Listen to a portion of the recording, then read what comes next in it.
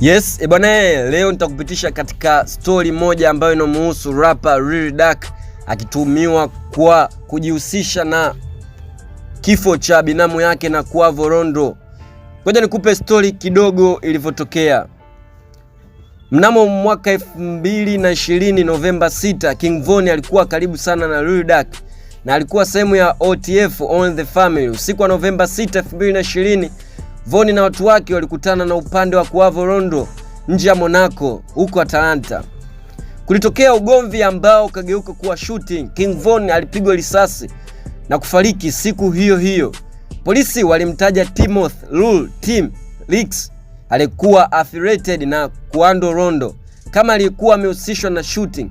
Baadaye mashtaka dhidi yake yalifutwa chini ya sheria ya Georgia ya self defense or stand your ground.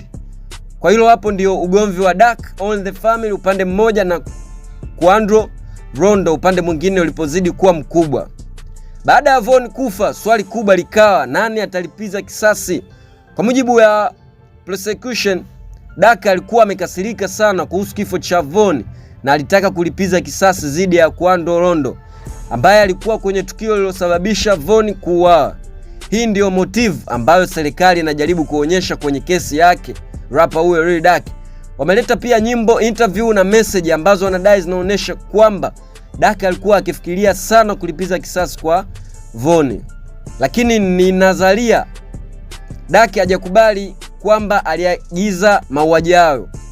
Miaka miwili baadaye, shooting ya Los Angeles Agosti 19, 2022, hapo ndipo kesi yenyewe ya sasa ilipoanzia. Quavo Rondo alikuwa Los Angeles akiwa na binamu yake Lil Pub Robinson.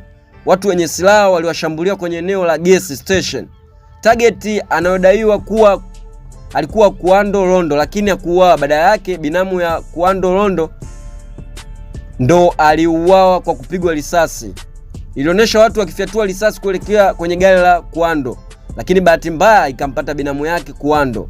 Na hapo ndipo serikali inasema hii haikuwa shooting ya kawaida, ilikuwa ni murder for hire iliyolenga Quavo kama kulipiza kisasi cha rapper King Von. Sasa Durk aliingiaje kwenye hiyo shooting? Hapo ngoja nikupitishe kidogo. Hapo ndipo kesi inakuwa nzito. Prosecutors wanadai kwamba Lil Durk ndio aliyepanga, alifinance mpango wa kumuua Quavo Rondo na watu walikuwa affiliated na On The Family wakapelekwa Los Angeles kutekeleza shambulio. Baadhi ya watu hao walikamatwa mwaka 2024 na kushtakiwa pamoja na Lil Durk. Serikali pia inadai kwamba safari, magari ya kukodi na baadhi ya gharama za watu hao zililipwa kwa njia iliyohusishwa na Only The Family au kwa kifupi OTF. Durk mwenyewe alikamatwa Florida mnamo Oktoba 24, 2024 na amekana mashtaka hayo. Kwa hiyo hii ni cheni ambayo inamzunguka na ilianzia kwa King Von 2020 kwa kupigwa risasi. Durk na On The Family wanaumia au kukasirika kwa kifo cha Von. Hivyo inasadikika kwamba Lil Durk alijihusisha kupanga mpango mzima wa kumuua Quavo Rondo kama ni sehemu ya kulipiza kisasi. Kwa leo mimi naishia hapo. Leo Agosti 20, kesi ndiyo itakuwa live kusikilizwa katika pande zote mbili. Huku tukimwona baba yake na Lil Durk siku mbili za nyuma akiwa anafanya maombi kwa mwanae ili awe huru. Sikia nikuelewesha kitu kidogo. Lil Durk hawajamhukumu bado, ila serikali inataka kuthibitisha kuwa kwa kiasi fulani rapper huyo amehusika.